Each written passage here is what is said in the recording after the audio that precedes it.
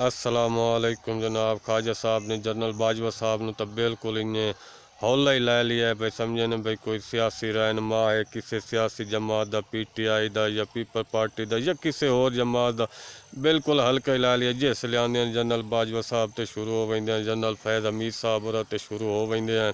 तो ये बिल्कुल सारा कुछ जानते हैं। भाई 2018 के हरदा पिए ख्वाजा आसिफ तो इसे जनरल बाजवे ने फोन किया तो इस जिताया जो हूँ 2024 भी बिल्कुल 50,000 की लीड तो अम्मा रिहाना जीती हुई। उस इसनों चंगी तरह भिगो के मारिया ते वत भी ना आँदी मरूने मिन्नत नाल भाई इस ओहदे ते वहीं बैठा वजीर दिफा वहीं बनया ते जेली मैंडेट हर चीज़ इन्हें तो वत भी उन्होंने भौंकना शुरू कर दे भाई जिन्हें इसनों इस स्टेज ते लाया आंदा। इस बिल्कुल जनरल बाजवा साहब होरें हौला लिया तो बाद जनरल बाजवा साहब होरें बड़ी बेहतरीन तबीयत बनाई। कल मैं सुनिया इ'यां भाई कोई इ'यै जी अपनी पंजाबी ज़बान मिठी ज़बान प्यारी ज़बान ख्वाजा साहब आसिफ साहब होरां दी रंगबाज साहब होरां दी भाई उन्हें माँ भैन हिक कर दी ढाडी टिका के सुनिया इ'यां भाई नंगियां गालीं कढ़ियां सूँ ख्वाजा साहब दे कान शान रत्ते हो गए, गल्लां रत्तियां हो गईयां, शायद ये गालियां सुनियां ही कदी नो सन।